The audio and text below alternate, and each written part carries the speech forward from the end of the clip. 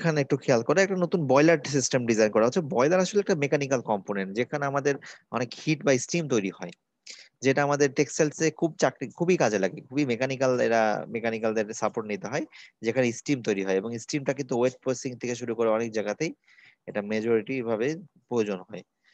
বলতেছে savings, boiler একটা energy operation এটা করলে প্রতি বছরে কত টাকা সেভিংস হবে? $4.5 লক্ষ। তাহলে এই $4.5 লক্ষ কি কি ভ্যালু বলতে পারবা?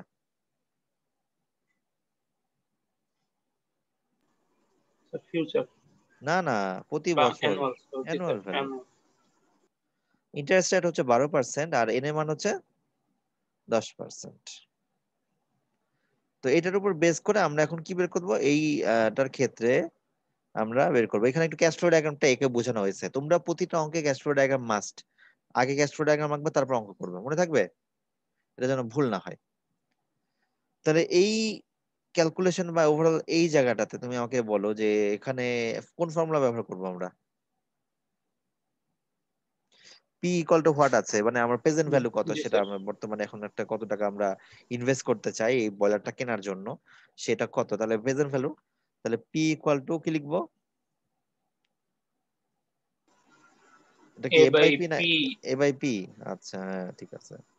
তবে ইন্টারেস্ট রেট হচ্ছে 12% আর এর মান হচ্ছে 10।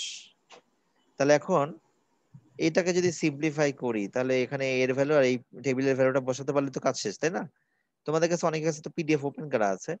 তো আমরা একটু দেখাচ্ছি এখানে যে পি বাই এ 12% এর ভ্যালুটা কি 5.626502 আছে কিনা টেবিলে, একটু দেখো তো।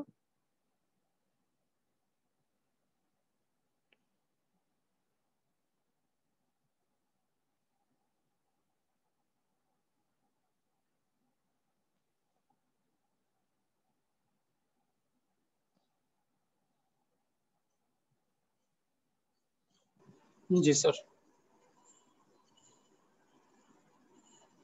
খুব বেশি ছোট হয়ে যায় 12%-এ। এদের মান হচ্ছে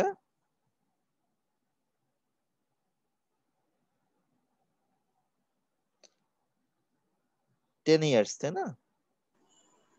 তাহলে এই লাইনে 5.6502 দেখছো? এটা মাল্টিপ্লাই করলে যা আসে সেটাই হচ্ছে আমাদের কি অ্যান্সার। তো এটা কি কঠিন লাগলো? সাজ্জাদ আসছে? এটা ফর ইউর কাইন্ড ইনফরমেশন, এটা কিন্তু অঙ্কের মধ্যে কিছু না, এটা স্লাইডের নাম্বার। জি স্যার, ঠিক বুঝতে আছে, পারছি স্যার। জি ওকে। স্যার। এটা গতদিন সাজ্জাদ মানে বলছিল, স্যার এটা কেন, এটা তো বুঝতে পারলাম না। হ্যাঁ, তো এরপর আরেকটা ম্যাথ একটু দেখবো। এটা একটা পাম্পিং এর অপারেশন করা হচ্ছে, একটা পিস্টন, মানে পাম্পটা সিরামিক পিস্টন দিয়ে তৈরি, সিল করা থাকে। এবং ওই পাম্পের ক্ষেত্রে তারা বলতেছে যে এটা হচ্ছে ওভারঅল কস্টিংটা 30% মানে খরচ হবে যদি পাম্পটা হয়তোবা আমরা এখন সেট আপ করি। এবং হচ্ছে প্রতি বছরে আমাদের কি করতে হবে, এই যে অ্যানুয়াল, প্রতি বছরে যে কস্টিংটা, প্রতি বছরের কস্টিংটা কত দেখো, $1,10,000 প্রতি বছর কস্টিং, সেটা কত পার্সেন্ট আমাকে দিতে হবে? 30% দিতে হবে। And মানে 30% যদি আমার কস্টিং আমাকে হয়তো বেয়ার করতে হয়, তাহলে আমরা যদি জানি যে এন এর ভ্যালু কত, মানে তাহলে অ্যানুয়াল ভ্যালুটা কত হলো, তাহলে আমাদের অ্যানুয়াল ভ্যালুটা আসলো কত? এই প্রতি বছরে যে 1 লক্ষ,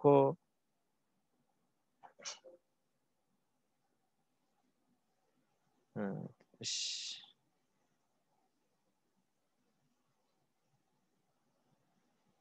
প্রতি বছরে যে আমাদের 1 লক্ষ টাকা, 1,10,000 টাকা থাকে, তার 30% আমরা নিলাম, তাহলে এটা হচ্ছে আমাদের অ্যানুয়াল ভ্যালু।